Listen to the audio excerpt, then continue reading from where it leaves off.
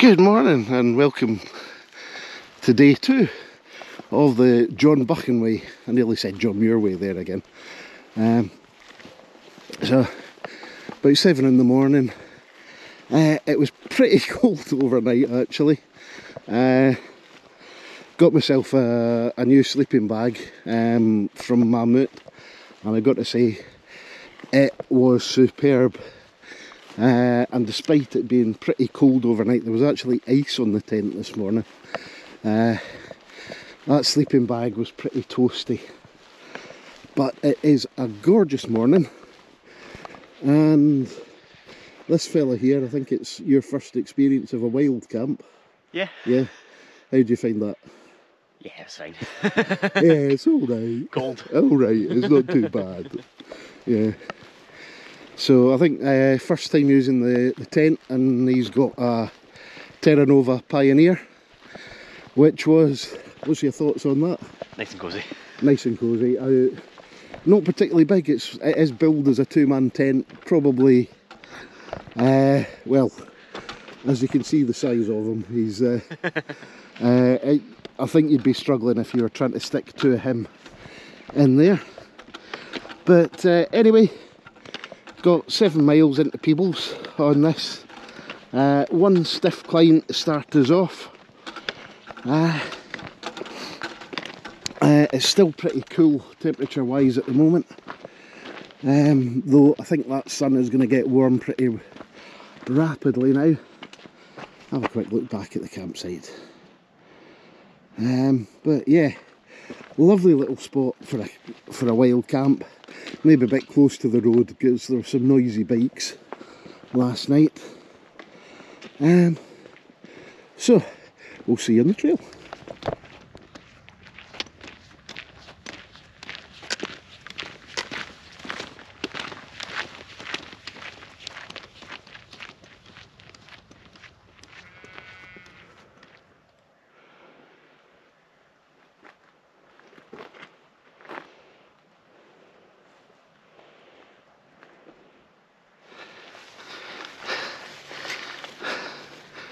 I'm going to get wet feet. This.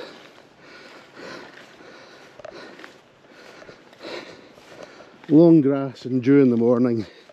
Perfectly designed to soak your trousers and get down into your boots.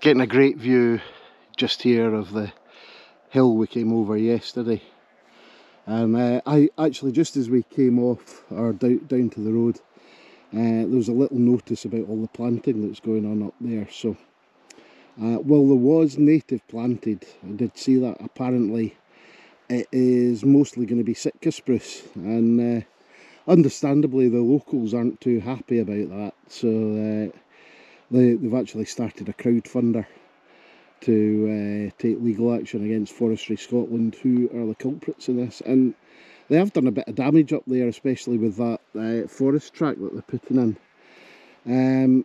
But yeah, if it is all Sitka spruce that's going up there, and it makes sense considering the way that it looked like they've made the planting mounds. That is just going to ruin the landscape up there, essentially, from open moorland to this lot, commercial forestry. So yeah, I can understand why the locals aren't too happy.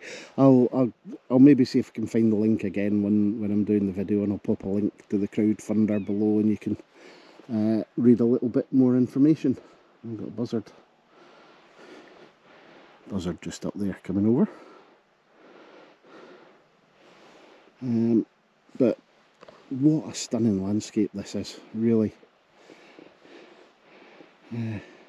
Scottish borders, it's great.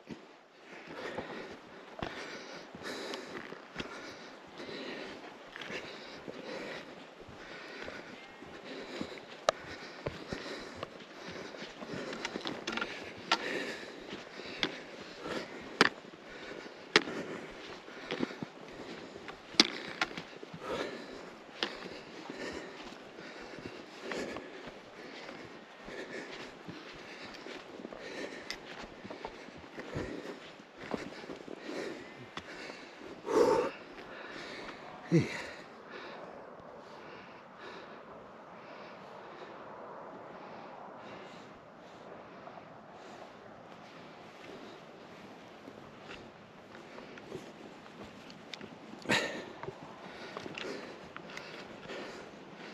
Yeah, nearly at the top of this one now, and that's probably the last big climb. The next one's up onto the lower reaches of a hill fort. I don't have a map with me, so I can't really talk about what hill we're on at the moment. I'll pop the information on screen for you.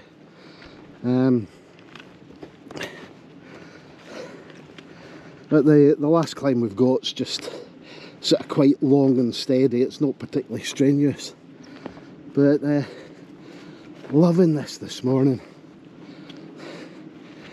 Temperature's just right, but the landscape is outstanding here. As I've said before, if this was the Peak District, it would be hoaching with walkers. This is just such a good route, it really is.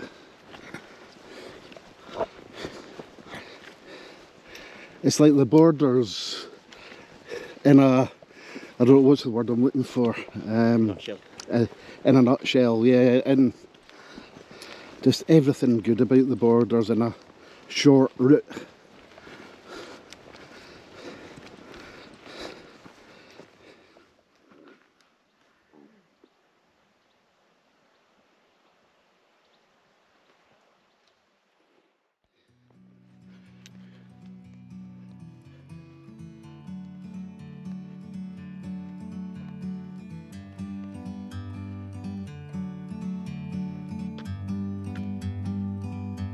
Like a bird on a tree, I'm just sitting here. I got time,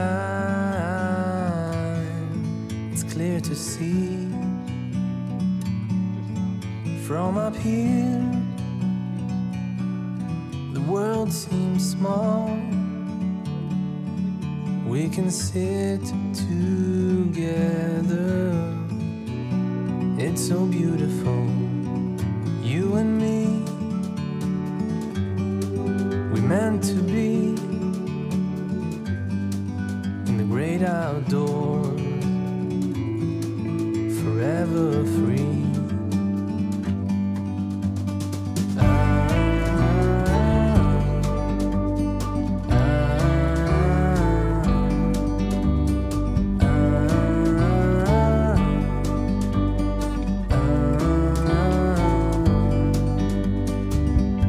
Sometimes you need to go and take a step back to see the truth around you. From a distance you can tell.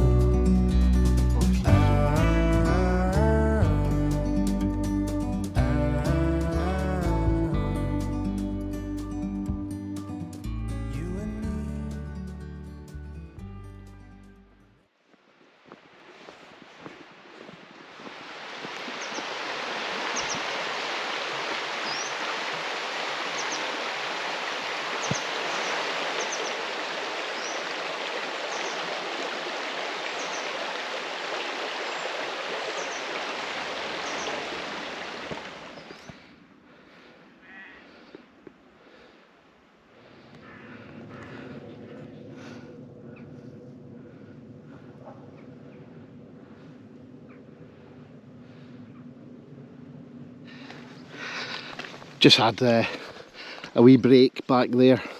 I don't think I actually took any footage of the picnic site, unfortunately, but it would have been a great little wild camp spot.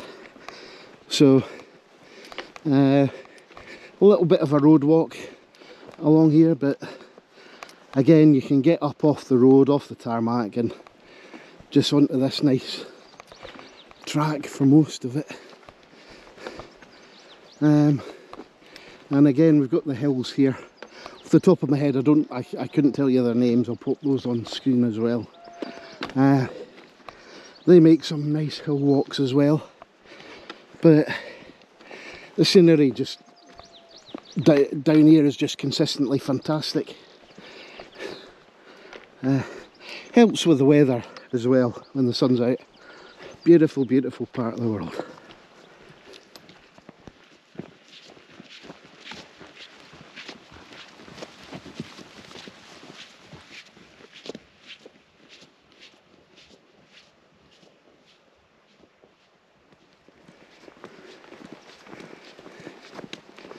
And the beginning of the last climb. We'll go up this grassy track just to the left, and it's relatively steady, and once we're up there, that's us. We're on the last leg into Peebles.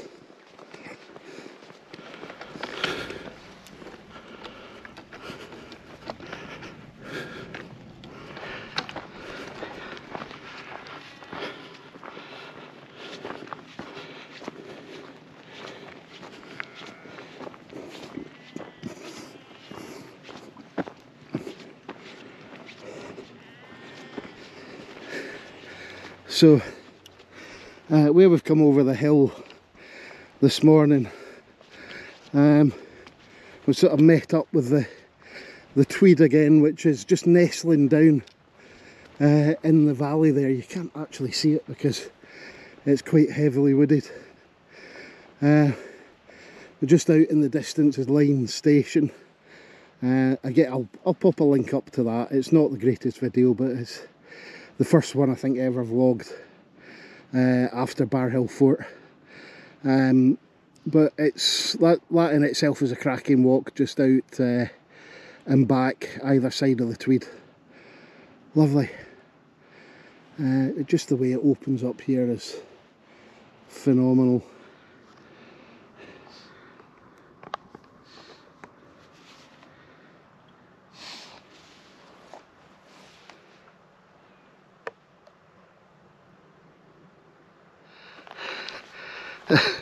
You mean the pole bag? Yeah. Which you needed to put your poles in when you took the tent down? Yeah. Which was inside your tent? You did say leave the bags inside the tent.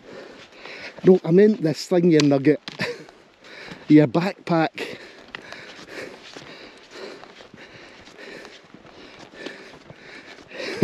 Of course you need the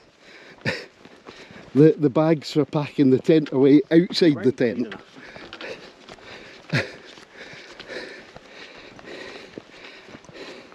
It's a learning experience, and it's better to learn these things now and make the mistakes now, and then each time that you do it you'll get a little bit better. Yeah.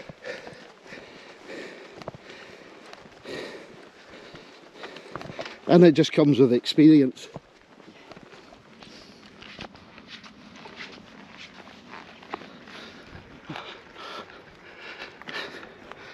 There we go, first view of Peebles, just down below us.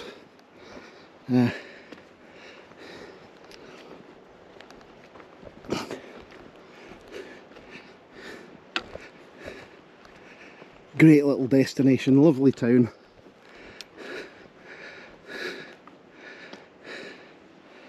In the heart of the borders, but you can see just how established the commercial forestry plantation is on the hills around here. I just adore this part of the world. He's sorting out something with his boot.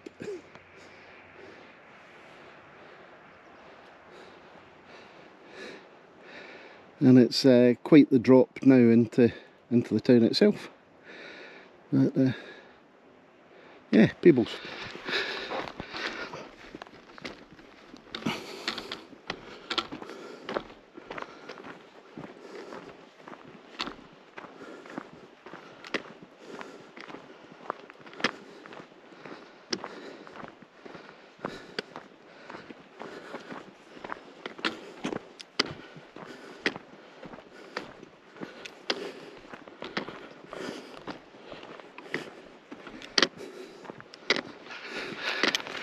That's it, we're reaching the first of the buildings in Peebles. I've not really talked about John Buchan much, as well as his authoring. He'd be a familiar name to folk from Canada, as after the First World War he became Governor General in Canada. I think he was offered that position partly down to his intelligence work during the First World War, and certainly the 39 Steps was written during the First World War and set immediately prior to it.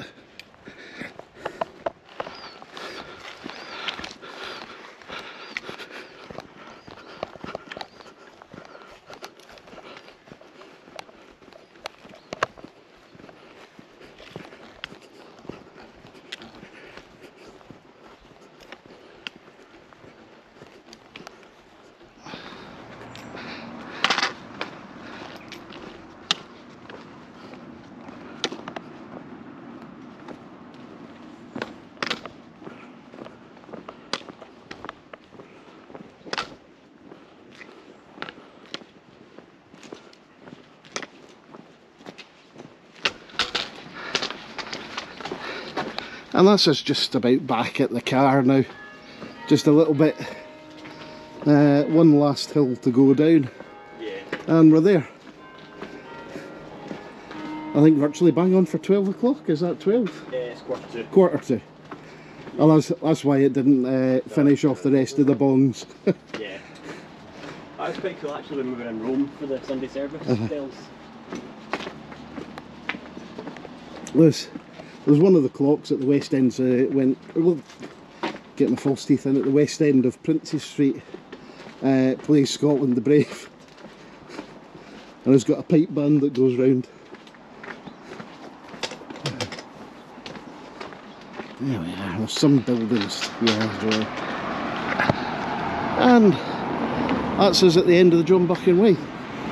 Once again, thanks for joining me on one of these videos. If you're enjoying them, please leave a like or a comment below, and even consider subscribing. Thanks for watching, and hopefully see you soon. Bye for now.